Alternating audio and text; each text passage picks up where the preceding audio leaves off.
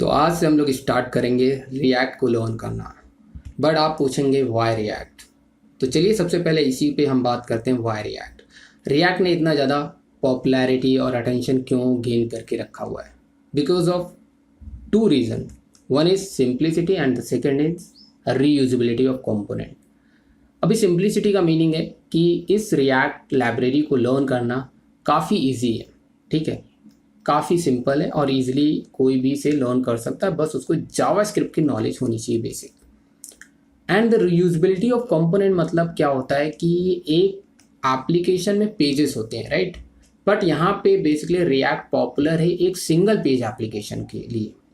Single page application का मतलब एक HTML फाइल होगी जो कि एक सिंगल HTML फाइल होती है, और उसी फाइल के अंदर हम जो कंपोनेंट्स क्रिएट करते हैं वो दिखाते हैं यूज़र को। वो किसी बटन पे क्लिक करता है तो नया कंटेंट लोड कर देते हैं उसी पेज के अंदर, और पुराना वाला वहाँ से रिमूव कर देते हैं। और फिर वो किसी दूसरे बटन पे क्लिक करता है या लिंक पे क्लिक करता है तो अकॉर्डिंगली हम नया कंटेंट उसको डिस्प्ले करते हैं उसी पेज के अंदर, और पुराना वाला वहाँ से रिमूव करते हैं, काइंड ऑफ इरेज करते हैं और नया कुछ लिखते हैं। जस्ट लाइक हमारा जो स्कूल में बोर्ड होता है, ब्लैक बोर्ड होता है, वाइट बोर्ड होता है, वहाँ पे हम क्या करते हैं, एक ही बोर्ड पे कुछ नया लिखते हैं और मिटाते हैं और नया लिखते हैं और मिटाते हैं। ऐसा नहीं, नया बोर्ड हम लेकर के आते हैं। सिमिलर वही कॉन्सेप्ट यहाँ पे सिंगल पेज एप्लीकेशन का मीनिंग है। काइंड ऑफ इल्यूजन क्रिएट करते हैं कि आप एक सिंगल पेज एप्लीकेशन में वर्क कर रहे हो या फिर कंज्यूम कर रहा है यूज़र, राइट? ओके, अगर यहाँ पे थोड़ा सा मैंने एग्जांपल के तौर पे, जैसे फेसबुक, जीमेल, गूगल डॉक्स और यूट्यूब एक सिंगल पेज एप्लीकेशन का एग्जांपल है। जैसे कि यहाँ पे मैंने लिख करके भी डिफाइन किया हुआ है, single page SPA stand for single page is a web application that interacts with user by dynamically and re rendering any part of UI। यहाँ पे मैंने मिस्टेक किया हुआ, विथ लिखा है, बल्कि यहाँ पे विथ की जगह विदाउट होना चाहिए। Without requesting an entire new page from server. अगर ओल्ड फैशन में देखोगे क्या होता था कि वहाँ पे एक लिंक पे या किसी इमेज पे या कहीं पे भी क्लिक करते थे तो हमारा पूरा एंटायर पेज रीलोड होता था। मतलब उस केस में क्या, रिक्वेस्ट सर्वर से करता था एक नए पेज के लिए, और वो नया पेज जब रिस्पॉन्स में मिलता था तो उसको ब्राउज़र के अंदर लोड करते थे, जिसकी वजह से काफ़ी ज़्यादा टाइम टेकन प्रोसेस हो जाता है। कुछ मिली सेकेंड का होता है, बट वो फिर भी हमारे लिए एप्लीकेशन को कहीं ना कहीं उसकी परफॉर्मेंस को डाउन करता है। बट यहाँ पे क्विक आउटपुट देखने को मिल जाता है क्योंकि रिक्वेस्ट सर्वर को नहीं करता है, और यहीं पे उस पर्टिकुलर डॉम को भी पूरा रिलोड नहीं करता, बल्कि वो डॉम के एक स्मॉल पार्ट पे जहाँ पे काम कर रहे हो, क्लिक किया यूज़र ने, उस सेक्शन के उस पर्टिकुलर डॉम UI पार्ट को ओनली री रेंडर करता है react. So that's why React is very popular and gaining a lot of attention right now. So दो रीज़न थे, simplicity and reusability of code। यहाँ पे थोड़ा सा मैंने इसको लिख करके डिफाइन किया हुआ है जो कि मैंने एक्सप्लेन किया है अभी।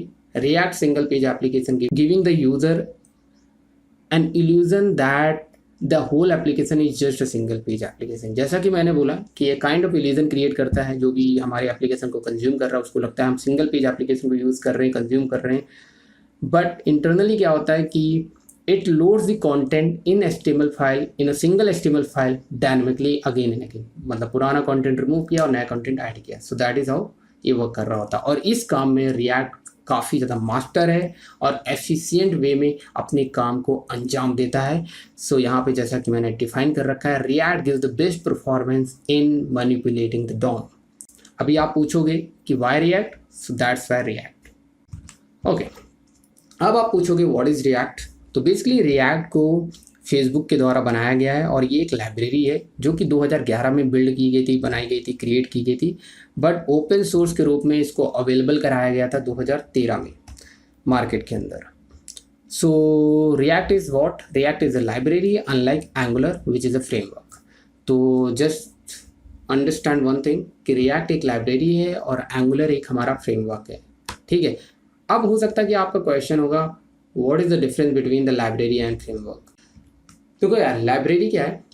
लाइब्रेरी मतलब एक स्मॉल पार्ट के लिए यूज़ करते हैं। मतलब फ्रेमवर्क जो होता है फुल फ्लेज सॉल्यूशन होता है। मतलब एक जैसे वेब एप्लीकेशन आपको क्रिएट करना है या एप्लीकेशन क्रिएट करना है, तो उस एप्लीकेशन को क्रिएट करने के लिए जिन जिन इंग्रेडिएंट्स की ज़रूरत होती है, रिक्वायरमेंट्स होती है, वो सब कुछ फ्रेमवर्क के अंदर अवेलेबल होता है।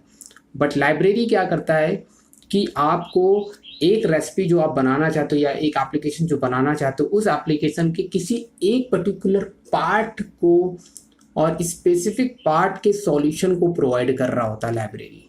इसीलिए आपने देखा होगा किसी भी वेब एप्लीकेशन में देखा होगा मल्टीपल थर्ड पार्टी एपीआईज या फिर लाइब्रेरीज को हमें इंक्लूड करना होता है अपने डिज़ायर आउटपुट और रिजल्ट को अचीव करने के लिए। So this is the only difference library and framework. यहाँ पे मैंने जो एक्सप्लेन किया उसको लिख करके एक्सप्लेन कर रहा हूँ ताकि आपको ईजी हो समझने में। जैसा कि मैंने यहाँ पे लिखा हुआ, a framework is a full fledged solution and other hand library covers only A small part of the big picture. ठीक है, जैसा कि मैंने नीचे लिख रखा हुआ है कि react handle event plus render element, मतलब एक रिएक्ट लाइब्रेरी जो है इन दो चीज़ों के लिए मेनली यूटिलाइज किया जाता है एप्लीकेशन के लिए, वो handle event and render elements in DOM. और इन दोनों काम के लिए रिएक्ट काफ़ी ज़्यादा मास्टर है और ईजिली और एफिशिएंटली उन काम को करके दे देता है। ठीक है, लेकिन आपको जैसे कि कोई एपीआई को कॉल कराना है या फिर डेटा को प्रोसेस करना है तो उसके लिए आपको कुछ और लाइब्रेरीज को यूज़ करना होगा। जैसे कि let's say rest API call करनी है to the other server backend server से, तो उसके लिए आपको एक्सियोस लाइब्रेरी को आपको इंक्लूड करना होगा प्रोजेक्ट के अंदर। देन आप गेट पुट पोस्ट रिक्वेस्ट के थ्रू बैकएंड सर्वर से इंटरेक्ट कर पाएंगे, वो रिएक्ट प्रोवाइड नहीं करता है। तो रिएक्ट का काम है हैंडल इवेंट और रेंडर एलिमेंट। इसी तरह से कुछ और रिक्वायरमेंट है, अकॉर्डिंगली आपको अदर लाइब्रेरीज पे डिपेंड होना पड़ेगा। अब आप पूछेंगे कि रिएक्ट के फीचर्स क्या हैं, तो जितना कुछ एक्सप्लेन किया उससे आपको आइडिया लग गया होगा, बट यहाँ पे मैं कुछ पॉइंट और की पॉइंट्स में आपको एक्सप्लेन कर रहा हूँ। पहला पॉइंट है high performance for DOM manipulation and the second point is light weight and easy to use. The third point gives the flexibility to use other libraries. हाँ, ये एडवांटेज है और कहीं ना कहीं किसी ना किसी हद में ये एक डिसएडवांटेज भी होता है। And fourth point, use JavaScript instead of TypeScript, मतलब uses of JavaScript. So JavaScript का यूज़ होता है जो कि सबसे इंपॉर्टेंट है। आपको अगर जावास्क्रिप्ट आता है बेसिक तो ईजिली आप रिएक्ट में पिकअप कर पाएंगे और ईजिली आप इसको लर्न कर पाएंगे, आपको इतनी दिक्कत नहीं आएगी। Last point is manage the state of UI and update the only specific part of the DOM. Okay, आप कहोगे इतने सारे आपने इसके एडवांटेज और सारे फीचर्स बता दिए, तो इसका कुछ डिसएडवांटेज भी होगा। ऑब्वियसली हर चीज़ के कुछ ना कुछ डिसएडवांटेज होते हैं, तो डिसएडवांटेज क्या है रिएक्ट के वो देख लेते हैं। पहला पॉइंट है कि can't be use for entire front end development, मतलब पूरे फ्रंट एंड डेवलपमेंट के लिए हम सिर्फ रिएक्ट पे डिपेंड नहीं हो सकते, हमें कुछ और लाइब्रेरी को अपने प्रोजेक्ट में एक्चुअली यूज़ करना पड़ेगा, तब हम अपने डिज़ायर आउटपुट को जनरेट कर पाएंगे।